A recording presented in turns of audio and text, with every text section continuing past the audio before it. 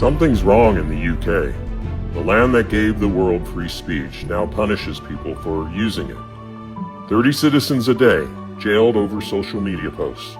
Not violence, not threats, just speech. They say it's for your safety. That's the trick. That's always the trick. Would my words, right now, be enough to get me banned or jailed if I stepped foot in your country? In the digital sphere, TikTok thought so. No warning, 5 years of content gone. A little too close to the truth, I guess. But here's the irony. This is the land of Magna Carta. Orwell didn't just come from the UK, he warned the UK. And now his warnings are law. History shows this clearly. The people have always had the power. It's just a matter of when they realize it, and what happens when they rise together. To my friends in the UK, in Europe, you've always had the power, just like Dorothy from Oz. She always had the power to go home. She just didn't realize it at first. Click your heels 3 times and go home.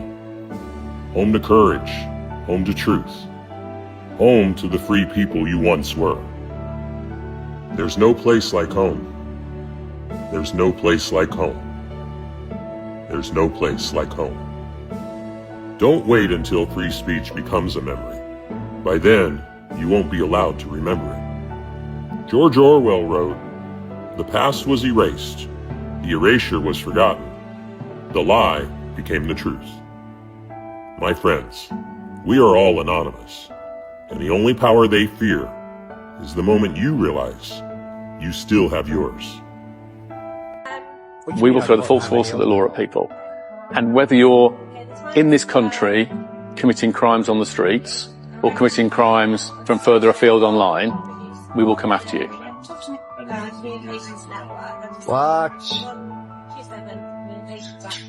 Can I just add as well, you know, when they posted, when that image was there, below it was about 20 or 30 similar swastikas made up of Union Jacks. They line them all up the same way, yeah, but none of them have been investigated. To some comments that you've made on a Facebook page. Oh, really? Oh, it's a Facebook crime, is it? Okay. Right. Right.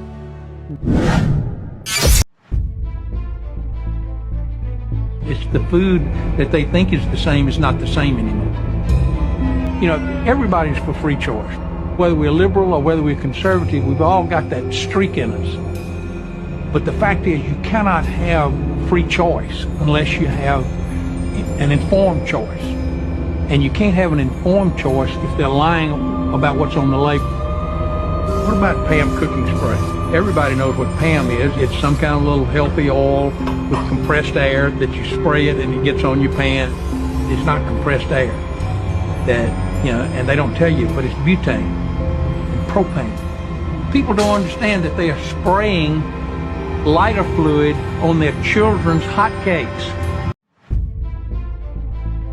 So that by the year 2025, not only America, but the entire planet will be under the protection and the dominion of this power alliance. The gains have been substantial, both for ourselves and for you, the human power elite.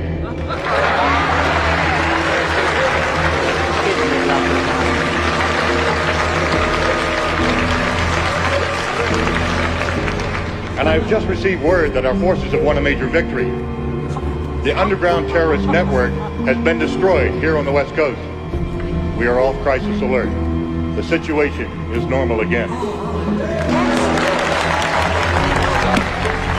How you doing, boys? 6.4 billion connected devices now serve as collection points, mapping and recording our daily routines, making a more secure and more invasive system. But who else is listening? Big Brother no longer works alone. Thousands of little brothers monitor and aggregate your every move, building a complete digital profile of you to be bought, sold, or stolen in an instant.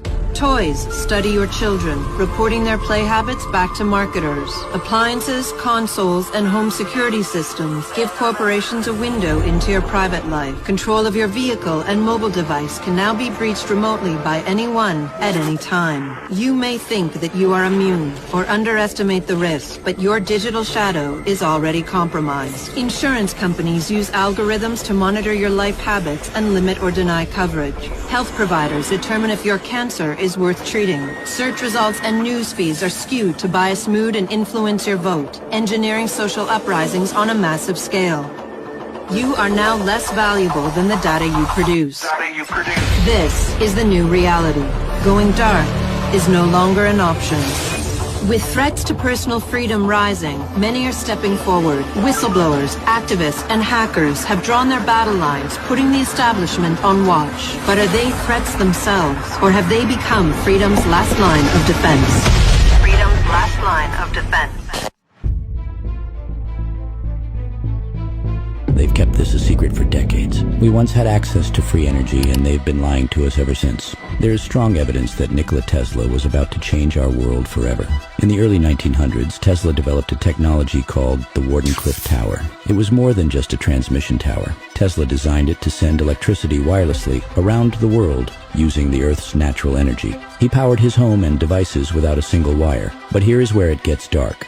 This angered powerful individuals controlling the energy market. J.P. Morgan, who funded Tesla, stopped the project when he saw that free energy couldn't be sold or controlled. And it gets even stranger. Tesla's lab mysteriously burnt down, and many of his notes and prototypes disappeared. Tesla's discoveries went beyond just wireless electricity. He hinted at tapping into what he called radiant energy, a limitless source of power derived from the very fabric of space itself, similar to what modern scientists refer to as zero-point energy. Many say that this is also how the Tartarians were able to pull off so many of their technological and architectural feats. Do you think this tower is still in use today?